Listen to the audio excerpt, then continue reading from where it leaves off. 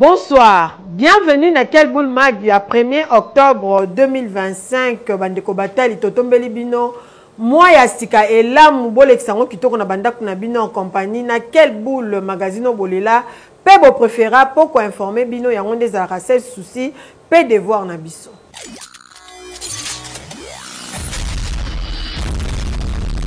Tika to fongola Quel Boule Magazine à pourquoi lelo pour la Kobisa Bino que condamnation na procès ancien président Joseph Kabila Kabange et ont continué kolobama pe Quel Boule Mag et ça li réflexion na yango population pe na ngambo na bango balobi.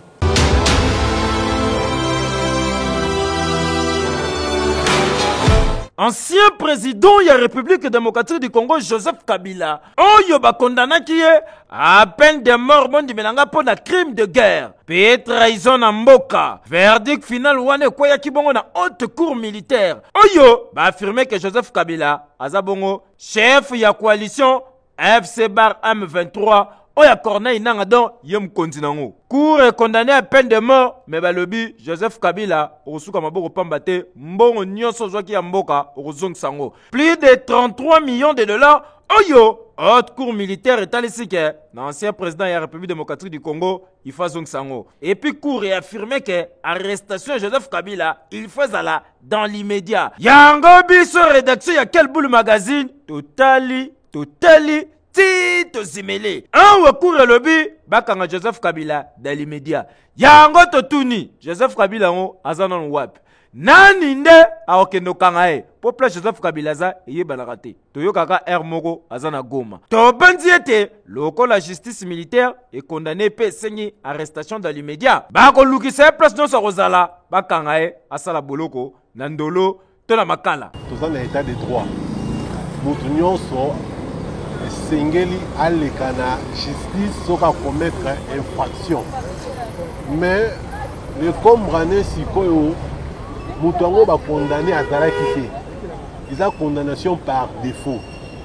Moi to retenir vraiment de l'eau ma casse 4 nango ezate parce qu'il fallait que to ka payer na ba accusation o ba sali contre ye. Allo ba pe loko comme ça c'est maman là tribunal et condamné to ebi ke aloba ki boye tribunal lobi boye biso peuple tout le monde que oui tribunal e kangie na e kati makambo na ndenge sengebeli ndenge bakatela ki ancien chef de l'état et tout wana ya lobby et bongami penza pona yebongo na 2001 tanga prêtaki serment na kombo ya Joseph Kabila point barre. Mais na 2011 ayeko prêter serment kombo Kabange ba kisami et Outaki Wapi. Les 18 années qu'il a passé au Congo, il n'a rien fait pour le Congo. Il n'était qu'un simple commerçant à son propre profit. Il n'y a pas une entité que Joseph Kabila a laissé qui peut générer les recettes comme Mobutu en avait fait pour les Zaïre. Est-ce que Mboka na biso eko changer, toko développer, mambo ezana kimia, tondenge nini, toka tozala kaka na ba passe kaka biloko ebando zala ka cher nyonso ezaka cher ou bien nde ba condamné Kabila ba bando modifier moi makamsus hôtel là peut se zimele hekeyo. Pendant ces jours na yekuna na Congo central, le Seigneur que premier ministre Judith Suminwa Tulukoye a s'incliné bongo kuna na tombe ya Joseph Kasavu Bubo zo ba détail.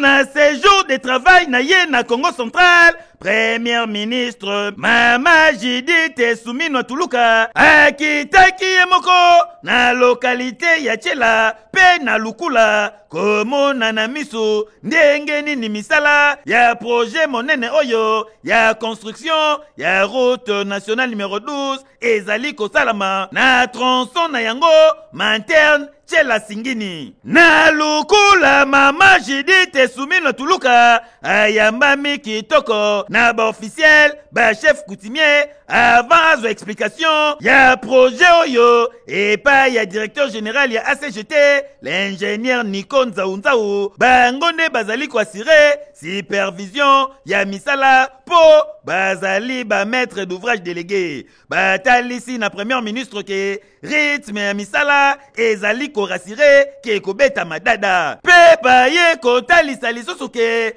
30% ya misala oyo ezali déjà réalisé 40 km ezali revêtu sur le 113 km oyo ezali ko composer bongo projet nyonso oyo projet monene oyo eko booster bongo économie ya coin oyo ya République démocratique du Congo kala esika oyo ezalaki na potopoto poussière kasi botala ndenge ekomi nzela déjà basphalte basali batraçage et bongo côté baborne ba kilométrage et betami dada côté mususu asphaltage et betami kitoko côté mususu ekomi déjà na stabilisation na ciment dosé à 5% mususu pe bakomi déjà kocha monocouche awa botala bino moko ndenge mama Judith Suminwa asololi bongo na mese Pyongyang oyo azali DG ya 6 SA oyo atalisi ke inquiétude nyonso ezalaki lié na financement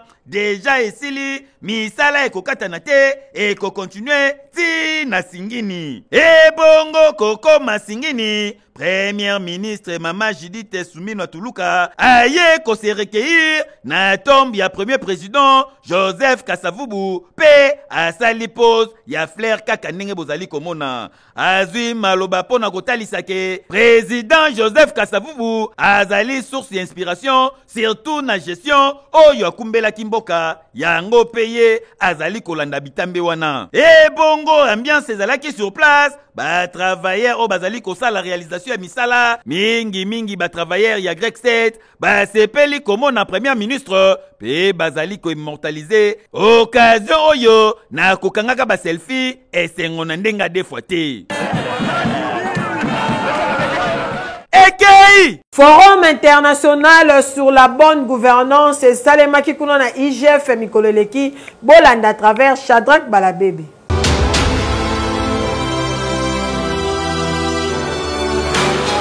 Du 23 au 25 septembre 2025, Bondi Melangaïke Forum citoyen Moko international sur la bonne gouvernance et la gestion des finances publiques et se déroula Kibongawa, l'inspection générale des finances, IGF Namokuse, Oye Kumba Makabongo et pas le chef de service, Christophe Bitasimwa. Kasi Sengeli Koyeba Kebasis Oyo et Zala Kibongo organisé dans le centre d'amitié Suisse RDC. En collaboration, l'inspection générale des finances, ambassade suisse, l'ambassade ya Côte d'Ivoire. Objectif est Zalaki Bongo pour nous partager expérience autour de la bonne gouvernance, pour les règles pratiques, la finance publique, durant des jours mokoka, et si Kawapi va intervenir ba défilaki pour nous la sensibilisation. Kaka ne bozali komona système général ba participants ba sepela ki na ndenge ko sakala te kasi sengeli koyeba ke mode ouverture et Salema Kibongo et pas ya chef de service ya IGF Christophe Bitasimwa yo communication. C'est dans l'approche de sensibilisation, c'est dans l'approche de donner aux citoyens, à la population l'opportunité de comprendre la bonne gouvernance, les combats contre la corruption, le détournement des fonds. C'est ainsi que vous avez vu, ce sont les membres de la société civile, les membres des médias, ainsi que les inspecteurs des finances qui sont invités aussi pour participer à ce forum, afin qu'ils puissent faire un large écho. C'est, je crois, la vulgarisation de tout ce que nous avons appris. Par exemple, la décentralisation elle-même. Est-ce que tout le monde sait ce qui se passe et ce qui reste, ce qui a été fait et ce qui reste à être fait dans le cadre de cette décentralisation? Si cette décentralisation était expliquée comme nous venons d'avoir le bonheur de le savoir, eh bien les caisses de l'État seraient pleines. Et anormal, Bouinde Zalaka. Oui. Le général Philémon Yav a tamboli pour inspecter Natina Misalo Ezo Salema sur terrain et pas à baroulage, ceux qui tracasserie et zatoté.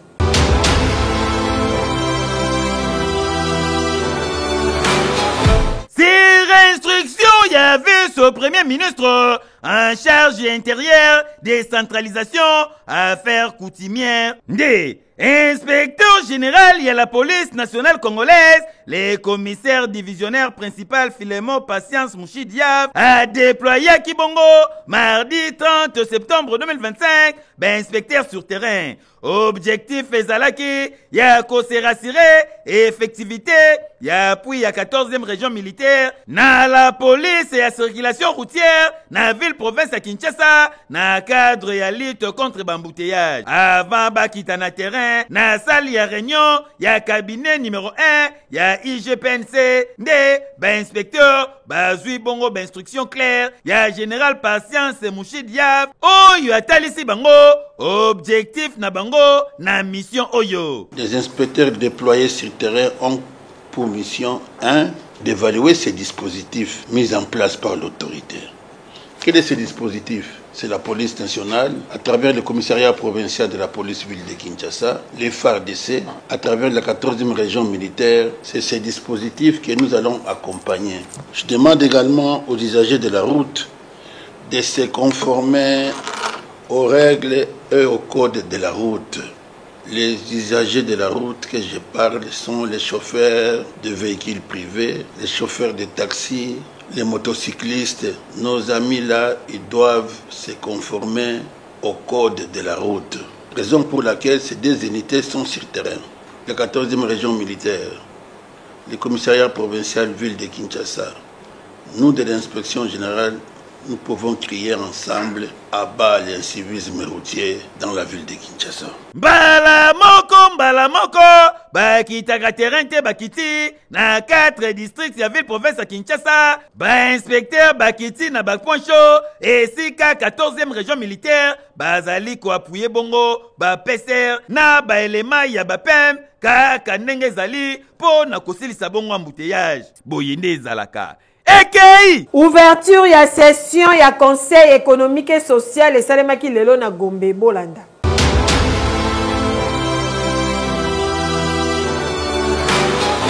Ouverture ya session ordinaire d'octobre ya conseil économique et social. Bondi melanga ke salamaki na présence ya président ya conseil économique et social, mais c'est Jean-Pierre Kiwakana. Activité salamaki na présence ya plusieurs personnalités belé ya kosambate. Tomonaki bongo ba membre ya bureau ya conseil économique et social. Tomonaki pe ba conseiller de la République bazalaki awa. Simba peye baki na kati ya session oyo ya octobre. Ezali mingi pona kosunga pe ko permettre na conseil économique et social et poursuivre paix et améliorer misala déjà o salama, surtout koluka ko explorer ba perspective ya mission ya conseil économique et social face ya ba défi belé oyo République démocratique du Congo ezali na yango sur le plan économique, social, environnemental pe misusu. Président Jean-Pierre Kiwakana na discours na oyo a évoqué pe likambo ya commission économique et financière. Alobelaki pe analyse ya conjoncture économique et sociale awa na République démocratique du Congo. Pe réduction ya dépendance économique et développement. Pe na kati ya discours na atalisaki surtout makambetali commission agriculture et développement rural. Pe commission environnementale. Yokai na kati ya discours oyo ndenge a communiqué.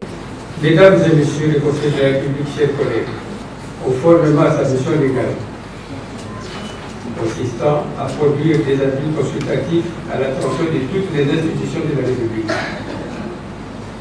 le Conseil économique et social, par ma voix, saisit cette opportunité pour exposer quelques considérations fondamentales sur les enjeux du moment et les attentes de la population sur certains secteurs de la vie nationale afin d'élaborer des solutions progressives aux maux qui rongent notre pays au détriment du bien-être de la population. Boyende zalaka, ouverture ya session ordinaire d'octobre oyo et salami kitoko yo wapi pour président ya conseil économique et social M. Jean-Pierre Kiwakana elongo na ba membre nyonso ya bureau bazali déterminé ko travailler pona koluka intérêt général ya population. Boyende zalaka. Dernière prière ya nyota ezabongo campagne ya sensibilisation pour na Fonarève plus jamais seul Bolanda.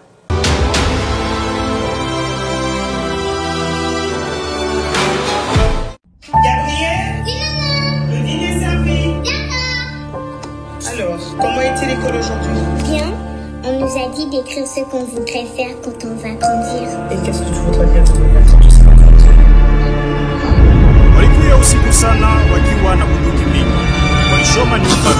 Les images qu'on ne pourra pas vous diffuser, vues de Goma après les combats où les FARDC se sont héroïquement battus, sont d'une horreur indescriptible. Les forces spéciales rwandaises sont intervenues et un peu plus tard dans la journée a été aperçu marchant dans la ville, entouré des forces spéciales, sans aucune gêne, un des leaders du M23.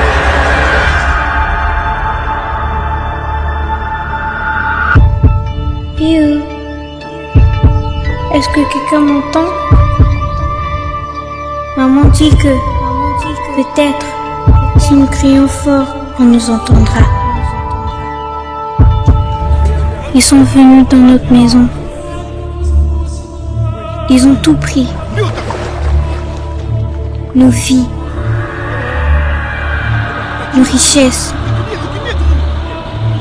Ils ont détruit tant de choses. Mais combien faut-il encore pour que ça cesse? J'ai très mal. Mal partout. Papa est tombé. Qui prendra soin de nous? Pourquoi on nous regarde comme si on n'existait pas? On crie. Pourquoi personne ne vient nous aider?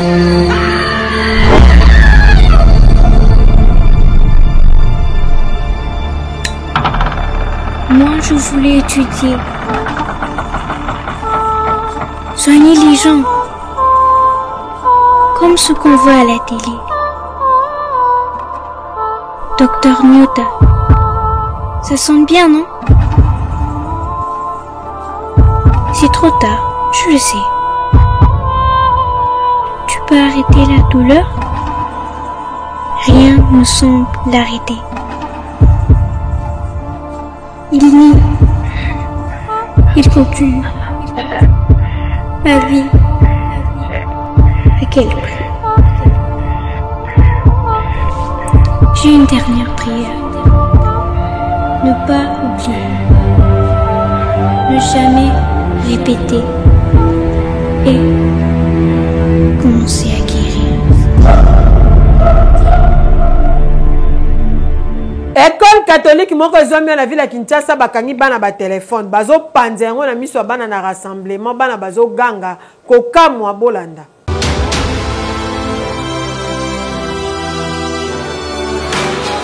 Rien que na komona kaka bo comprendre que tozali na école catholique bino moko boyebi bango côté rigueur basalaka bajete et talisi ke bazali na rassemblement pour la sœur religieuse azana mupanzi kasi kokamwa ndenge zali boye bauti kobotola bana bachombongo yangoyo na maboko ya directeur botala bino moko directeur Kojak Bienganzi asimi marteau atali chombo azwineti o likokolo o botala bino moko ta apanzi alongoli lokola ndika azwi wana mususu wana Android ta apanzi abwaki azwi iPhone 12 botala bino moko ta donc ezali ba téléphone oyo bauti kokanga bana na classe ndenge kaka bapekisa chombo ekotaka kasi bana mususu bayaka nango na ndenga kundulpin bakangi bango tala babandi ko tuta chombo ngo lokola ndika bana esukisi bango mutema bangi bamata wana baya kowelela me bayebisi bango yo bozonga kuna bana bazongi bakriye.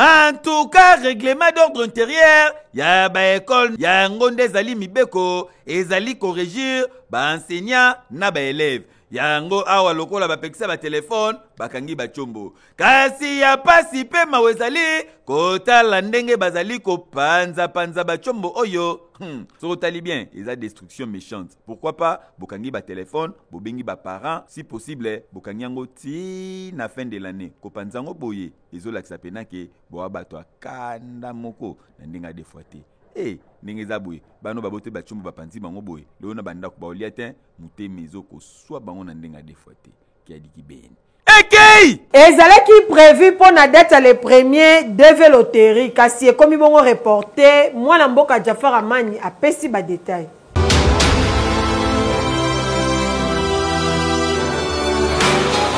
Bana Congo Kinshasa, Congo Brazzaville, le cybercafé Jafar, toye les choses pour nous sabino information toujours comme d'habitude.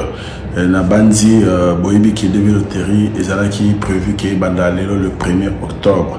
Mais malheureusement, suite à un changement au dernièrement, comme Boyebi devait le terrain commis pour la bêta, il faut qu'on foute à frais à $1 dans le système.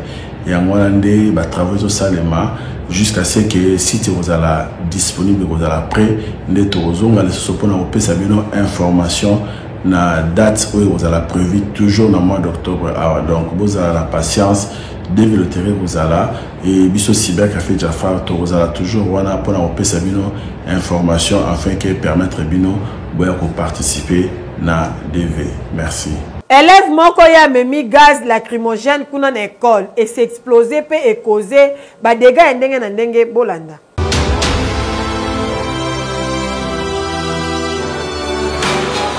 Mwana classe ayena bombe lacrymogène à 4 classe.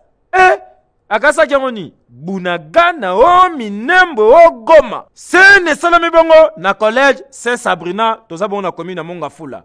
Mwana classe papa na aza policier. Azeli pe papa kanibisaka nyonso ke classe. Mwana pa bongami atala babi papa tiki parfum. Yaka si bamba lacrymogène na monyango parfum nde ezalaka. Afonglo pe na saki kote ba tiaka bilo nyonso choko. Bien saki na mkongo wana ya bien se fene. Cours banarate et bandi. Enseignant pe sa mon pandi be moment récréation. Ya begi ba camarade na ya classe. Christophe, Chiquito, Christian Bozep na parfum au popete Alex et parfum qui to rabando chabaninga doto. Musu soye Jonathan ta parfum. Jonathan pa. Bobenga nata parfum za kuna kitoko ya to pompeo. Mutu so so ka. Ya kana pompeo. A pompe classe mbimba bana ba kopete.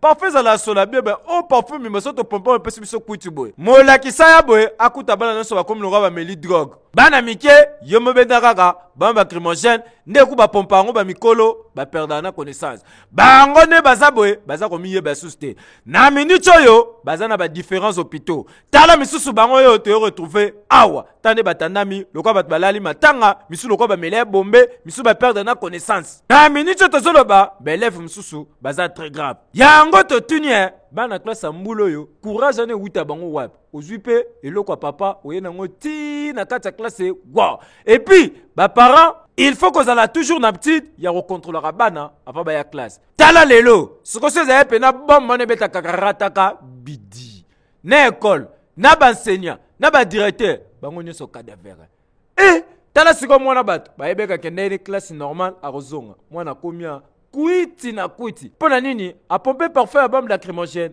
et à normalité. Hekeyo Olingi olia bio balobi kuna basala ka jeter na masolo ko lia chez Violette kuna na Belgique na restaurant La Ligne kende okolia bio kasina moins cher.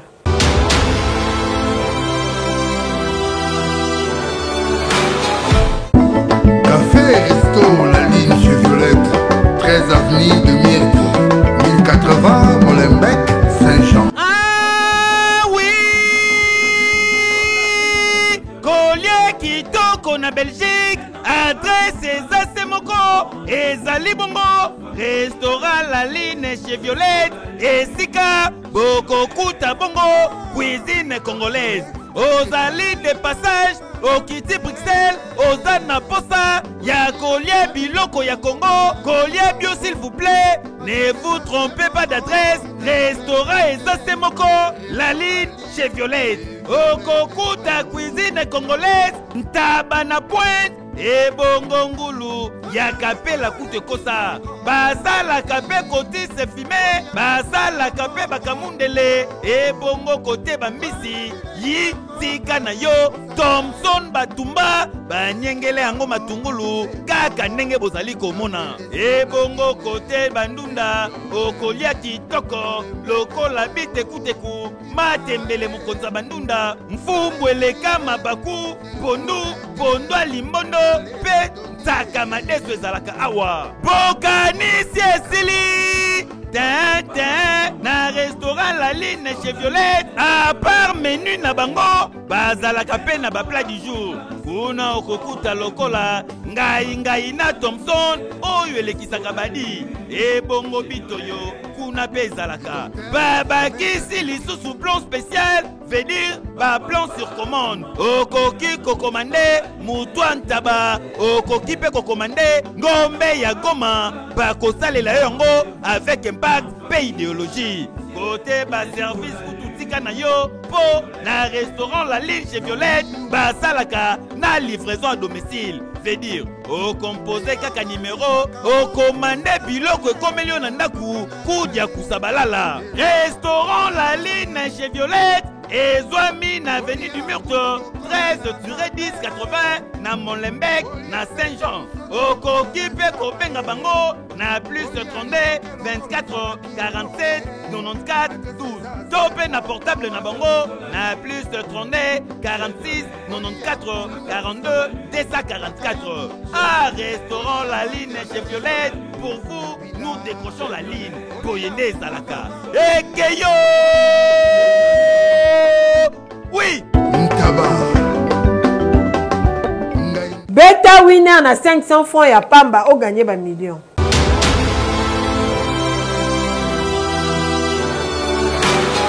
Winner.bet présente Winner Loto. Tini wana boso beta. Winner. Bonsoir à toutes et à tous. C'est déjà le moment que vous attendiez impatiemment, celui de notre tirage Winner Loto RDC du mercredi 1er octobre 2025. Alors, voici pour vous les win 4 de la soirée. C'est 12 275 000 francs congolais. Mais vous jouez aussi pour un win 4 double de 24 455 000 francs congolais. Vous devez choisir que 4 bons numéros sur votre ticket pour espérer gagner tout cet argent. Et bien, si vous l'avez fait, alors bonne chance aussi pour la suite. Ce tirage se déroule sous les vigilants des musées de justice, des officiels Winner Loto, mais aussi d'un public témoin. Mesdames et messieurs, regardez, nous accueillons tout de suite le tout premier numéro de la soirée. Accueillons les 35. On avance pour notre deuxième numéro de la soirée, mesdames et messieurs, regardez. Accueillons les 33. Le troisième numéro qui va devoir compléter la liste. Regardez, ça va sortir. Et c'est le 39. Il ne nous reste plus qu'un seul numéro. Le quatrième de la soirée, c'est les 40. Mesdames et messieurs, je vous rappelle la combinaison gagnante. Si votre ticket fallait nécessairement trouver les 35, les 33, les 39, mais aussi les 40. Avez-vous trouvé cela depuis la maison? Si oui, moi je vous dis félicitations. Sinon, je vous retrouve très prochainement avec le même plaisir. Prenez soin de vous et excellente soirée chez vous. Au revoir. Dossier ya démolition ezosalema ntuka mikolo ezobota ba programme ebele kokamwa colonel moko alingi ya miboma likolo ya ndako na ye.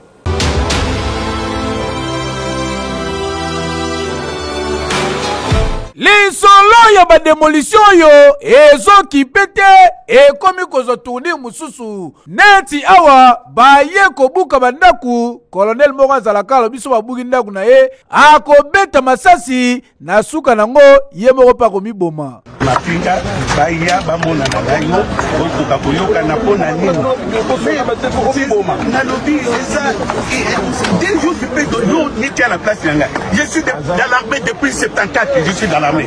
Je n'ai rien comme quelque chose dans l'armée. Hein, tala eloko yoboza ko sala boye depuis 74 je suis dans l'armée. Tu sais combien je suis 2 ans. Je suis conquête de police. C'est lui qui est le soutien commando principal. Kote mususu tokuti mama oyo azali kotombokela ministre boye ye pe azali victime discussion ke ezongi.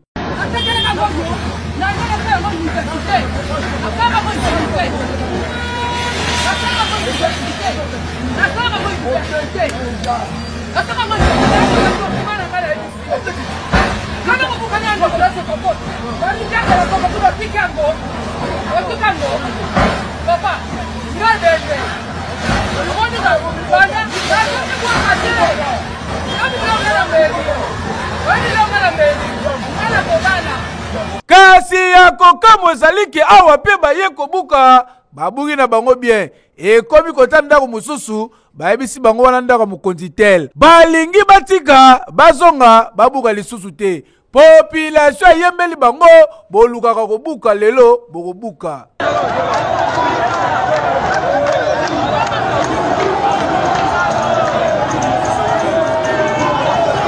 Na makambo ba démolition oyo tokomona ba réalité mosusu nanu tomona te. Awa dossier ba démolition komi déjà kosala boye totananoa hakeyo. Oui. Première édition, il y a dîner chrétien et zabongo pour na partage d'amour et salemaki week-end de leki kuna na winners na Gombe kasezo kumba mepa ya mwana mboka Jenny Kaninda bozo ba détail.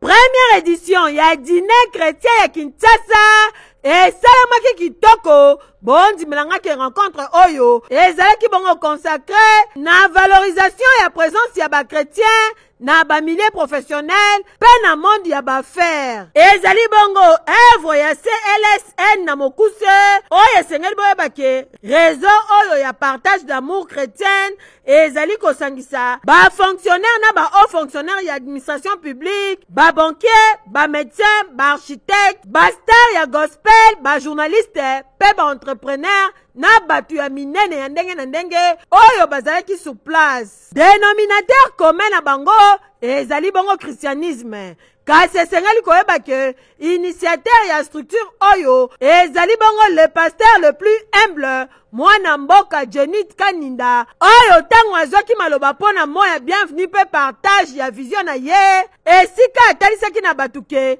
ba chrétien congolais bango bakoka te ko-influencer monde professionnel to ya business na RDC et pourtant ba chrétien baza ebele na ba entreprise yoka ye que toza na président aza chrétien ba konza ba institution ebele baza ba chrétien mais il se fait que ba chrétien ebele bazo salela ki mo Christ na bango te valeur à Kimo Christ à liboso et ça amour. Voilà pourquoi raison na biso ezote ya partage ya amour chrétien tout sangani autour de l'amour chrétien, le vrai amour. Amour oyo empoisonnera baninga te, amour oyo bloquera baninga te, amour oyo esalaka trahison te, amour oyo escorera baninga te, amour oyo esenga corruption te. C'est cet amour là que nous voulons bâtir au cœur du Congo, au cœur de l'Afrique pour que batunyoso tout sangana pona rotombo lekolo Congo. Ezalaki pe suivi na ba intervenant ya ndenge na ndenge esika batalisaki ke réseau oyo ya bala na nzambe eye pona kolite contre ba antivaleur lokola lokuta kotiela na ba poison pe ba makambo mosusu ya mabe lokola ezalaki dîner chrétien nde bomoni kolia pe komela ezalaki au rendez-vous kasi deuxième édition eza bongo prévu pour na mois de décembre. En tout cas, longonya na yo pasteur Jenny Kaninda na likanisa malamu ozwi pour na bana na nzambe nyonso boyende ezalaka bokende se liboso. Ekei! Epesi pasi makasi ye babengaka ye mama Nzuzi aza kuna na village Maba na Congo central. Babwakela embaso ya libele ezopola solo moyen te azokoka te azosouffrir makasi asengi na bato mitema malamu basoutenir ye basunga ye pour na traitement.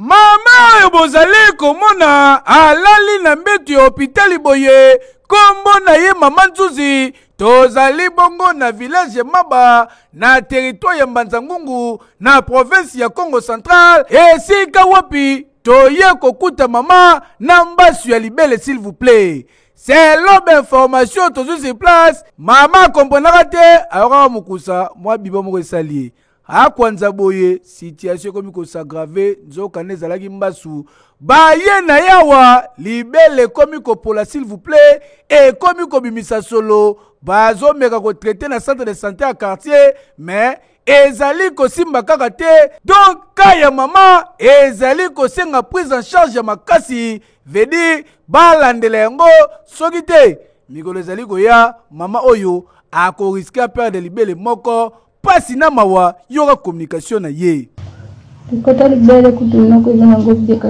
awa kaka maki awa wana matsanga moto sinazolinga nabonga bato motema bakende musika ndana batuzana biso na mbongo tokende hôpital munene te senga moli na sengi lisungi biso wa neti na tsana makoki te soki lisungi za neti na bato oba komi osunga biso basunga biso to lokende na hôpital munene na mwasi na ngapo azo ya bien.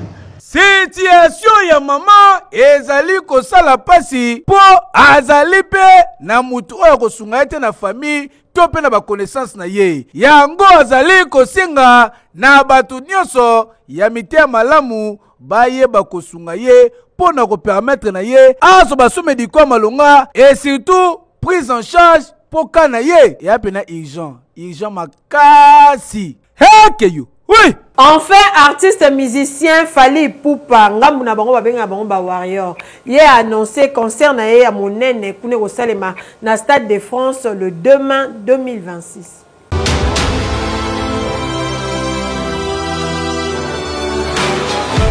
Ba warrior ya Fally Ipupa eloko babandaki kozela yango yo tunanga nini.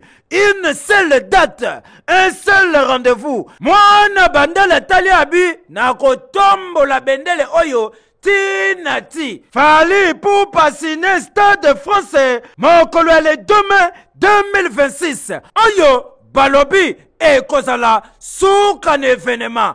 Po Stade de France oyo ezanzunga ma famille mais oyo ezanzunga boma libala ba tu bakola na Kinshasa ba yebi nzunga boma libala ezaka tala kafumba kata na nzungu oba pesa na libala mais Fally Ipupa lobi le 2 mai oyo na Stade de France e kozala yiki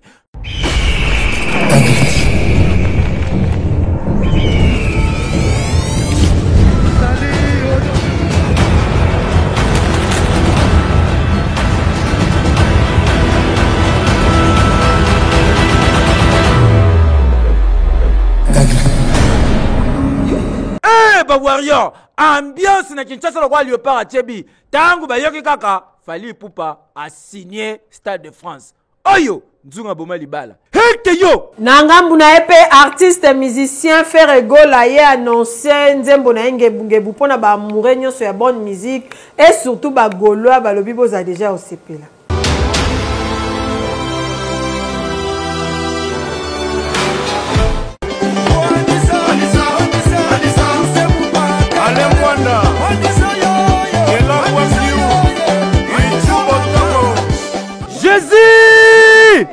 Jésus de nuance moto atika rumba na défaut ya kosamba te ndimelanga ke Ferregola après avoir kotia mokili mobimba pe Afrique centrale d'accord na mobange na baseben oyo ningisa lokola bizorbi ebongo mwambu yenga ye na lali Ferregola lobi akotika tante apesi rendez-vous epai ya bagolwa nyonso ya mokili mobimba ezala kozalaka na Russie ezala kozalaka na Cap Vert ezala kozalaka na Botswana soko ozalaka deja golwa bongamaka na yo po le 3 octobre oyo pas question de pitié Ferregola lobi de générique ekoningisa pe ekokanga mokili ngebu nafondisa oyo deja ezali kosala mama na challenge na TikTok soki kaka okoti ya kosamba te yo moko koyoka bato bazokatela ngo makinu. Salut les Gaulois, les trois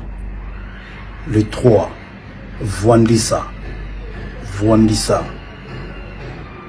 Ngebu sorti les trois c'est trois Ngebu Voandisa bongamaka nao déjà po le 3 octobre oyo boza na 2 bilok et pas Jésus de nuance po kote kune rataka te heke yo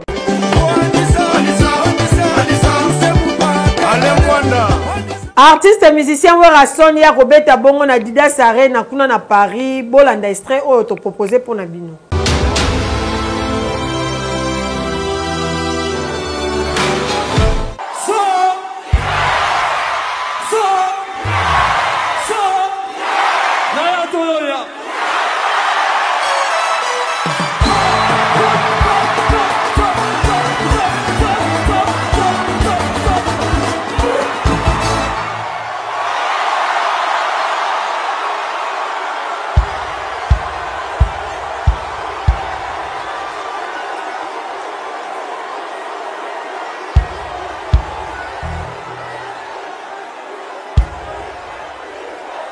Angala beta bersi double zemi jamais na lobela. Kina paminga wera sona bilobele sana ngateo. Ina ba fara fara kaka ko tuta tolo mawatru. Yega ye. Present oti. Yega ye. Ose ibra. Yega ye. Mama ye. Voilà quel boule maga mokolalelo et comme na suka. Tikato dédié yango epai ya maman Chantal Ouassala depuis Angleterre balobi molandi monene ya quel boule mag epai ya maman Chantal Ouassala quel boule mag ratakate to pesi pe mbote na molandi monene ya quel boule mag depuis yolo wana tomoni antosha eloka balobi mwane kanga Équateur toujours bambote na bino yangoyo ngala bino tokutani lisusu lobi kaka na même plaisir ya ko servir bino bandeko batali botika la malamu eke